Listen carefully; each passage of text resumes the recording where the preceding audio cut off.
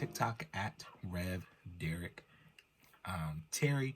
I'm also at RevDerek.com, DerekTerry.com. Welcome to A Region in My Mind, the podcast. Super excited today. This is my first time doing the recording the video as I record the audio.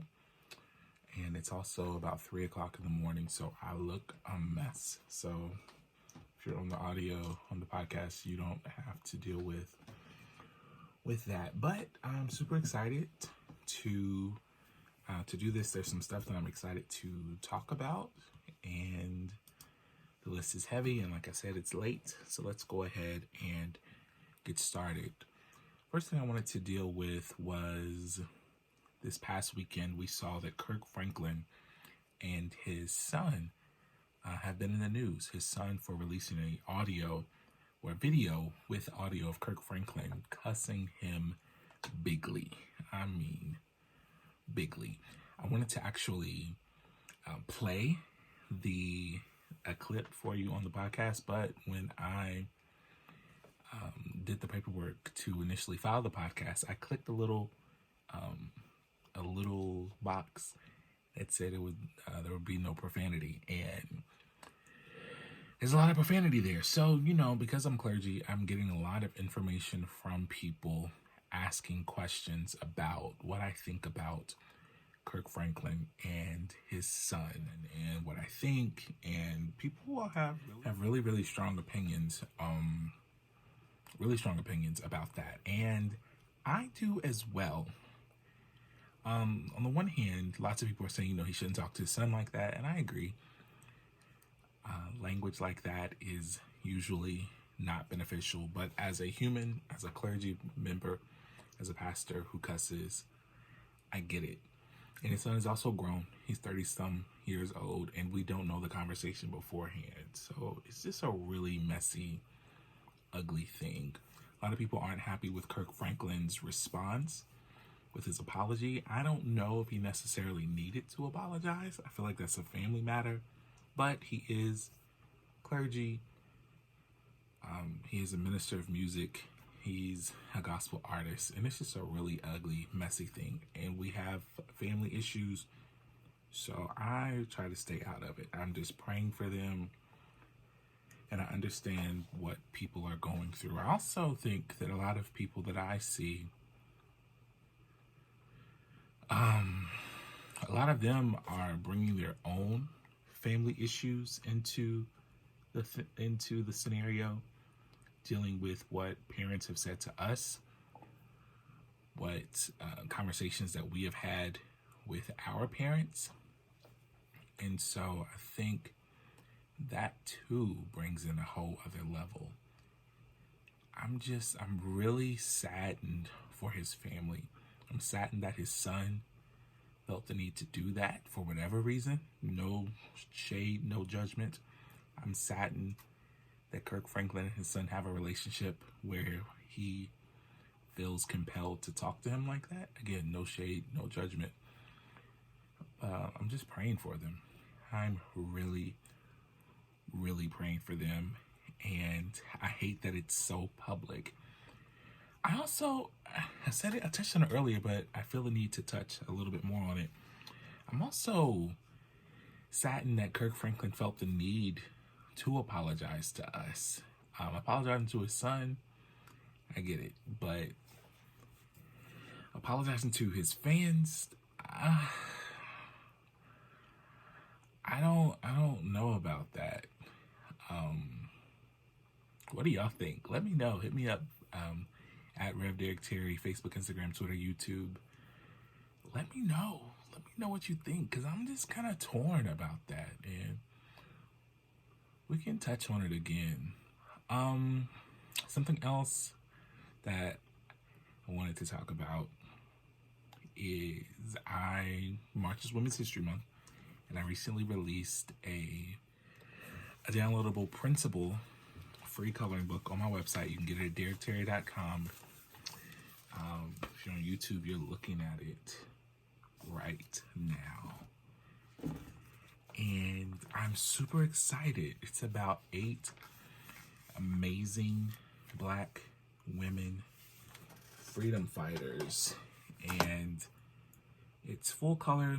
You can print it from the website. Like I said, the PDF is on there for free. If you don't want to print it and color it, you can download it to your phone, download it to your iPad, and just read it. It's written at a pretty young reading level, but if you're an adult, you can at least read the biographies of the 8 amazing women, and it's designed in such a way that you can print it, staple it, or have it printed and fold it at like a print shop or whatever, and then you can mail it if you would like to someone.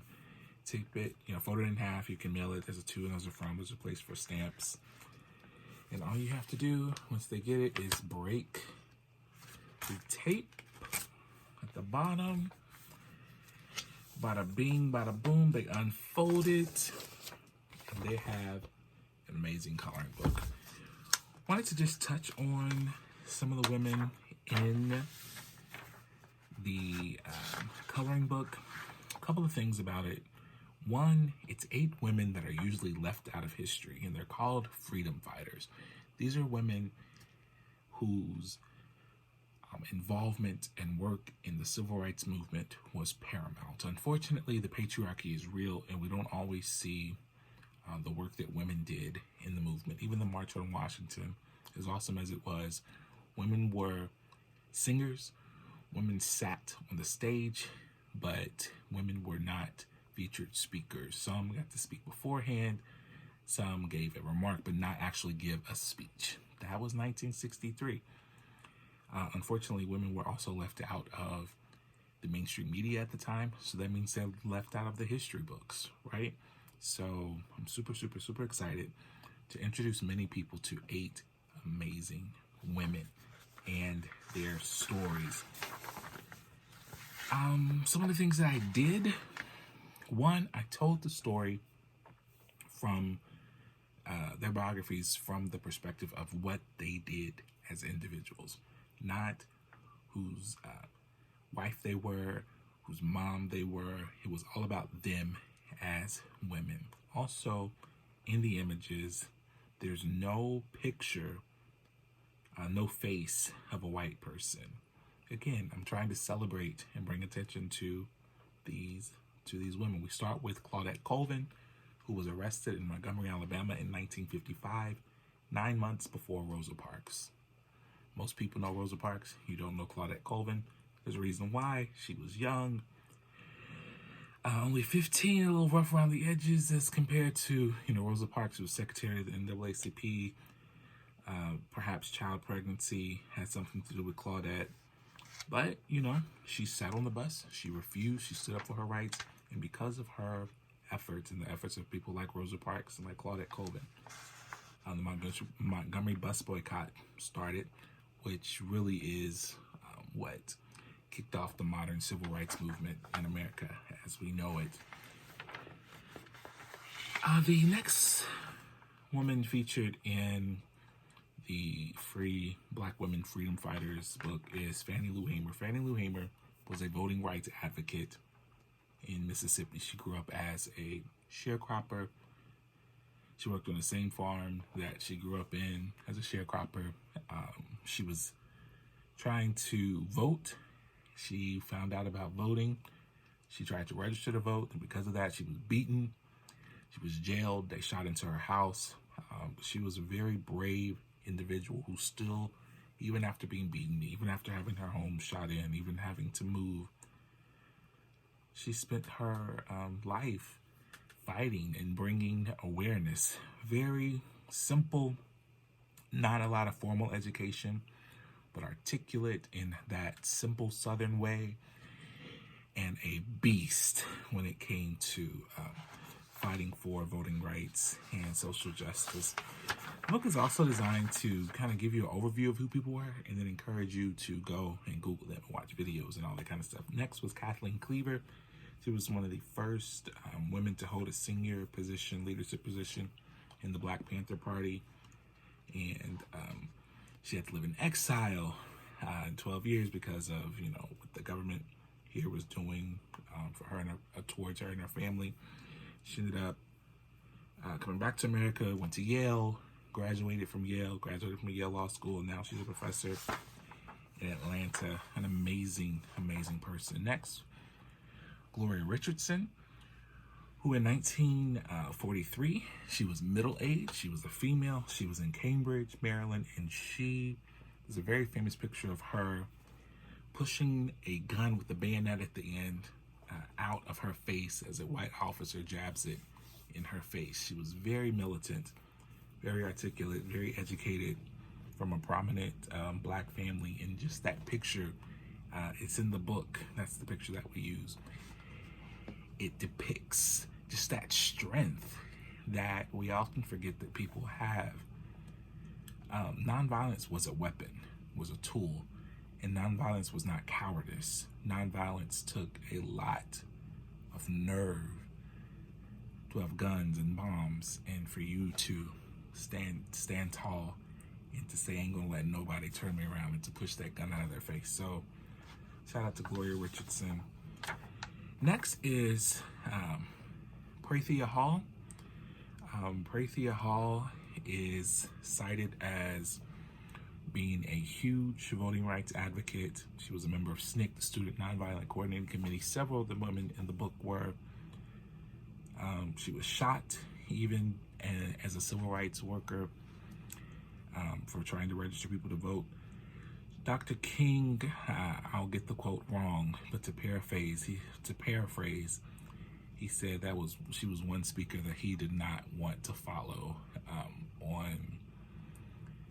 on the program, because that's just the type of speaker that he thought she was. She was quoted as saying that she was giving a prayer one day in 1962, and Martin Luther King heard her give this prayer, and she kept repeating the phrase, I have a dream, I have a dream. And she was, depicting her dream in her prayer. And Dr. King later told her, man, I love that. I'm going to use that. And a year later, he did, for his famous I Have a Dream speech. She ended up becoming a dean of a college seminary in Dayton, Ohio. Next, Judy Richardson. Next is Judy Richardson, member of SNCC. She sat in, and she was one of those that sat in restaurants in the South or across the country to help to integrate them. And only 18 years old, she dropped out of school to do that work, and it's important. And so there's a picture of her to color as well. Next, Elizabeth Eckford. She was one of the Little Rock Nine who helped to integrate the Central High School in Little Rock, Arkansas in 1957. The story goes that the nine were supposed to meet together and walk into the school together. Unfortunately, Elizabeth didn't have a phone, so she just went on her own. And when she went, she was jeered by the crowds, and she's wearing sunglasses, but she's 15 years old, head held high. People are yelling, drag her to a tree. And there's a very famous picture of her just walking with her white counterpart behind her, female, just with venom, and just you can just look at her face, she's yelling, and you just know it's something really ugly. And so there's a photograph of her, or a drawing of her to color in the book, sitting on the bus stop with men just standing around gawking at her. And then last but not least is the amazing 6-year-old Ruby Bridges, who, at only 6 years old, integrated the schools, an elementary school in New Orleans, Louisiana, and she had to go to school every day with 4 marshals, U.S. Marshals, by her side. And she was one of the only students in the school because no one, wanted their children to go there. She was the only girl in her class. One teacher they brought in from Boston to teach her, and so I thought that would be an amazing lesson to teach young children this. Look how lucky you have it. So, those are the 8 Black women who fought. They fought for freedom, and they are amazing. And unfortunately, lots of them are left out of our history books. I was able to create this book thanks to the help of patrons on my Patreon. I have a Patreon, patreon.com/race rage fear, RACERAGEFEAR. I started Race Rage and Fear 5 years ago after the election of the 45th president, just to have a place where we could talk about race, social justice, and ending racial violence. A lot of my black friends were saying it's not our job to teach white people, and I completely get that. But I pastor a multicultural, multiracial church, and so half of my congregation is white. And with half of my congregation being white, I felt that it was imperative that I do my work to educate them. And true, it is not our job, but I feel like someone has to do it. And I was more than willing to pick up that mantle. And it's not everyone's calling. So this, I call it a safe, brave place to get it wrong, to learn, to be ignorant. And I'm super excited. I've been doing this, like I said, for 5 years consistently. So we took it online, and the proceeds from Race Rage Fear will be used to create content like this. So, to pay the artists, to pay the editors, to put it together. I've also distributed over 1,000 copies of the book to various people, schools, libraries, community centers for Women's History Month. And you can go online right now, print off as many copies as you want, and distribute it or download it as often as you want. Thank you to the patrons, and I would love to have you as a patron. They start at just $5, and like I said, it will be used to create resources to help fight for race and social justice, and to fight to end racial violence. A couple of things going on in my world: doing a study and a Zoom discussion of I Know Why the Caged Bird Sings on March the 25th, 2021 at 7 p.m. Eastern Standard Time on Zoom. Sign up for free at, you can go to my Facebook page at Rev Derek Terry. You can just type in at Rev, R-E-V, Derek Terry, and you can pull that right up. Go to the events, and you can sign up there for that Zoom link. You can also join the Reverend Derek Facebook Club. We discuss a different book every month. For Women's History Month, we're doing the classic I Know Why the Caged Bird Sings. We work to get books that are pretty easy to find, check out from the library, cheap to buy, that kind of thing, because we're actually going to do a different book, but it was expensive. It was hard to get from the library, so we switched course. Also, I'm super excited that on March the 31st is the 1-year anniversary of my fashion and lifestyle blog, IAin'tSkinny.com. Woo! This has been just a passion of mine. I get people all the time asking me where I get my clothes. I'm big. I'm 6'5". I'm a lot of pounds, and sometimes it's hard to find, cool, comfortable, attractive clothes. It's really easy for the big guy clothes to make you look like you're a chemistry teacher in high school and old.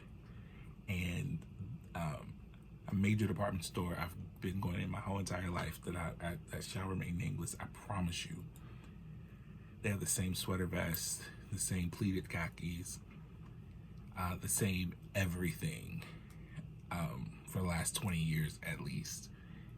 So it's just an opportunity for me to show you where I found some clothes, to highlight other people, and I'm really, really, really looking to get more guys on there. This is hard because of,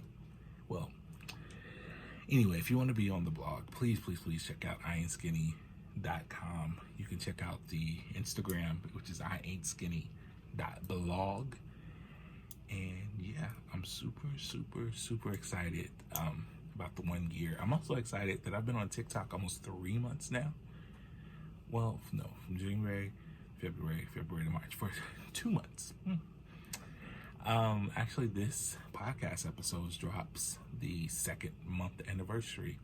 I have about 18,000 followers, and it's super dope. I'm loving the platform. I was a little nervous to go on. I'm a little old for TikTok, But I found my people. Progressive Clergy, hashtag for Progressive Clergy is awesome. Have some more videos coming out. If you have video ideas, let me know. I love when people duet me. Follow me. If you listen to the podcast and you follow me on TikTok, let me know if you're a content creator on there and I will follow you back.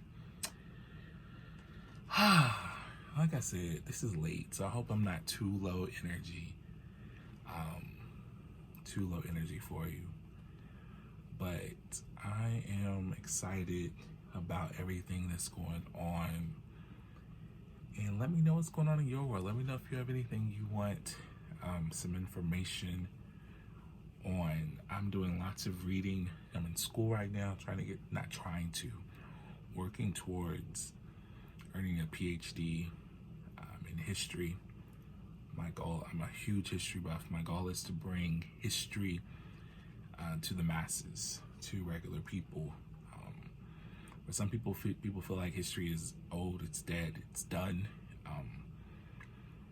We've moved on, but we can learn a lot from history. And I find pride and power in learning my history. And so much of history teaches us about what's going on today. So I'm super, super, super excited about that. I got dreams and goals to use this history acumen that I am developing to help our community, to help my community, to help Black people, brown people, marginalized people to find strength in their past and to use that to fuel work and change for today. Thank you so much for your support. Thank you so much for listening. A region in my mind was developed because in honor of James Baldwin essay, a region in my mind, just my life and my thoughts and my passions and my dreams and anecdotes and questions, not to be preachy but conversational. I wish I had a co-host. I'm an extrovert sometimes, introvert sometimes, but to bounce off of. But for a region of my mind, it really is just my opportunity to start a dialogue with my followers, my friends, my online and social media community of this is what's going on and hey, what do you think? So thank you so much for continuing to listen and for pushing me to stay on track. Love you all terribly. Take care. God bless. Peace.